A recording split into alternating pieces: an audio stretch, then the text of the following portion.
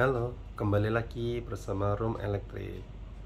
Kali ini saya akan mereview panel ATS kapasitas 81 kVA untuk proyek galeri Jansen di Pluit. Kali ini saya akan menjelaskan tentang kenapa ada dua ATS. Nah, di sini ada ATS A dan ATS B. Karena dari klien minta dibuatkan dua ATS yang bekerja. Satu, dia pengen naruh genset di atap. Dua, dia pengen kalau nggak ada genset, tiba-tiba ada mati lampu dan mati lampu itu lama, maka dia ingin menyewa si genset. Jadi ATS yang B itu fungsinya buat nyambung atau buat menerima supply genset, entah itu nanti yang dipakai yang di rooftop ataupun yang di genset sewaan.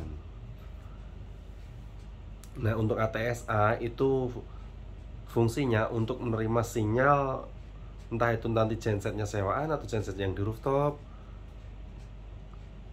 Maka yang A ini memindah antara PLN atau genset. Kalau tiba-tiba mati lampu, berarti dia akan prioritas ke genset. Apabila PLN nyala, berarti dia akan pindah ke si PLN lagi. Itu untuk yang A. Nah, jadi dua ATS ini berfungsi untuk satu PLN dan dua genset. Oke, ini kan untuk ATS kan ada, kalau di style otomatis itu pasti ada prioritasnya kan. Nah, ini ada simbol 1 dan di bawahnya ada simbol Romawi 2. Nah, biasanya untuk Romawi 1 itu berarti prioritas utamanya. Yang ini, jalur ini nanti akan lari ke rooftop karena asumsi genset permanennya akan ada di rooftop. Sedangkan yang ini nanti untuk si genset sewaan. Misal terjadi mati lampu, entah genset sewaan atau genset rooftop, misal nih yang dipakai itu genset sewaan, berarti kan yang disambung kabelnya kan ke sini nih. Ini akan masuk ke sini. Oh maaf, ada coretan tadi, anak saya suka iseng. Masuk ke dalam sini, ke dalam ATS.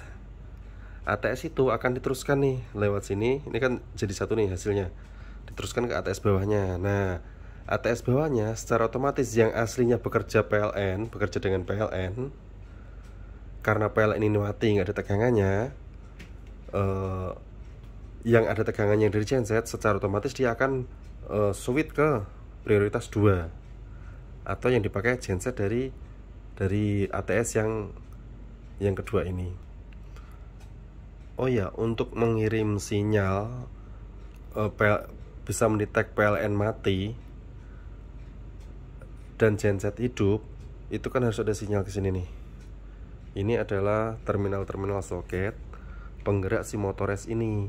Apabila soketnya ini tidak tersambung, maka ini juga tidak akan bisa bekerja.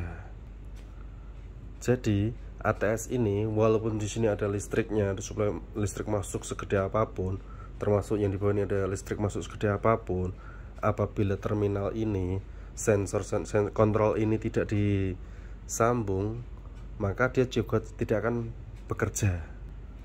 Nah, untuk penyambungannya atau wiringnya nanti akan saya buatkan video selanjutnya soal ATS Ford ini. Penyambungannya cukup mudah sih, mudah dimengerti dan gampang. ATS ini lebih mudah dipahami daripada ATS yang bermerek seperti Sokomek dan yang lainnya, atau sistem motores dari Schneider. Ini lebih gampang untuk di wiring.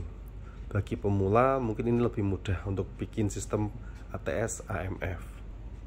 Nah, setelah PLN mati, genset hidup, misal ada genset 1, genset 2, misal yang dipakai adalah genset 1, maka inilah karena hidup mau switch ke, nah tanda panah ini akan switch ke 1, nah didistribusikan ke bawah. Yang aslinya ini posisinya di 1 PLN, dia akan switch ke 2 karena yang diprioritaskan adalah genset si PLN adalah sekarang mati. Nah, ini langsung sudah kedua karena tadi udah saya simulasikan, cuman tidak saya video. Setelah dari sini maka akan diturunkan ke breaker ini MCCB. MCCB ini akan diteruskan ke panel MDP nya. Nah, seperti panel-panel saya yang lain, saya memakai untuk jaringannya saya memakai busbar. Memang sih perakitannya lebih lama, cuman menurut kita itu lebih enak dilihat gitu. Oke, selanjutnya di sini ada fuse. Fuse itu adalah inputan dari PLN. Apabila PLN tiba-tiba hidup, maka fuse ini akan mengirim sinyal ke pintu. Nah, di situ lampu pilot lamp yang bertuliskan PLN dia akan menyala dan akan mengirim sinyal juga ke sistem alarm. Maka alarmnya akan berbunyi untuk manggil orang supaya ngontrol, oh ternyata PLN ternyata emang sudah nyala, seperti itu. Nah, kalau yang untuk ini kontrol sinyal untuk si genset 1 dan genset 2.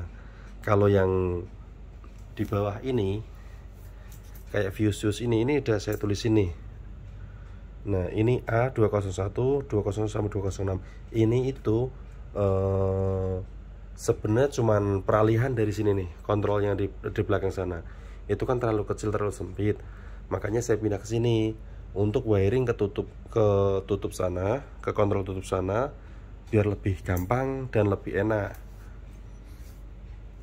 Jadi saya ganti menggunakan fuse holder ini sekalian buat terminal sih fungsinya.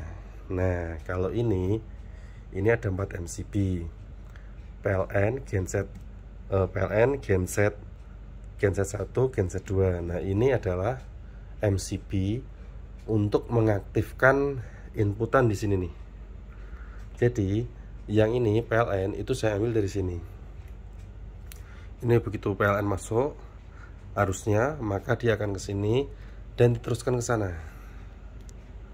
Nah, PLN masuk, dayanya masuk ke MCB, ke sana akan delay dulu sampai 10 detik untuk menyiapkan. Kalau jaringan PLN benar-benar siap 10 detik, maka dia akan memerintahkan si ATS ini berpindah ke posisi satu lagi atau prioritas si PLN.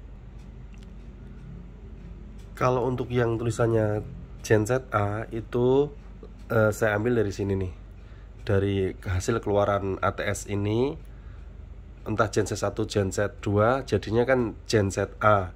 Itu saya ambil dari sini, masuk ke MCB ini, lari ke sana juga.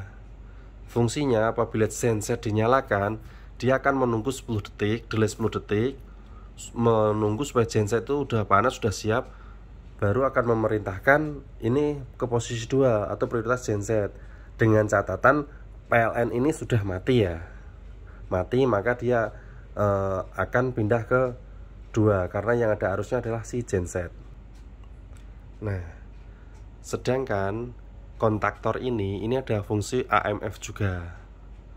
AMF itu untuk manggil si genset supaya nyala. Apabila genset rooftop yang permanen sudah dipasang, maka akan saya aktifkan dengan sistem ATS AMF. Apabila terjadi mati lampu, dia dengan otomatis akan langsung memanggil si genset untuk nyala.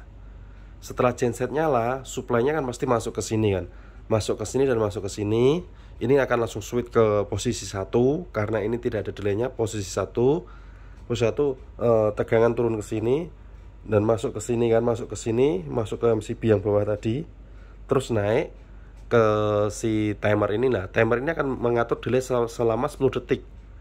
Begitu genset nyala, delay 10 detik, menunggu kesiapan si genset, baru akan memerintahkan si ini untuk posisi 2 dan didistribusikan ke panel berikutnya. Oke, cukup sekian dulu penjelasan dari saya tentang panel ATS kapasitas 81 kVA. Apabila kurang jelas atau saya minta maaf karena saya juga baru belajar untuk bikin konten. Sebenarnya bukan bikin konten sih, jadi ini video sengaja saya save di YouTube untuk kenang-kenangan. Soalnya sudah ada beberapa proyek lah, itu cuman ada kenang-kenangan seperti file dan foto, rasanya kurang lengkap. Jadi saya buatkan video. Apabila nanti 5 tahun ke depan atau gimana, saya masih bisa mencari-cari video-video yang saya dokumentasikan. Oh ya, selain penjelasan ini nanti juga akan saya sertakan video pemasangannya juga termasuk video proyeknya, mulai dari mentahan, video proyek masih mentah sampai nanti sudah selesai, sampai mau serah terima lah, ibaratnya seperti ini loh proyeknya, arsiteknya siapa, desainernya siapa, dan pemiliknya siapa, untuk usaha di bidang apa, akan saya buatkan videonya juga. Oke, cukup sekian dan terima kasih.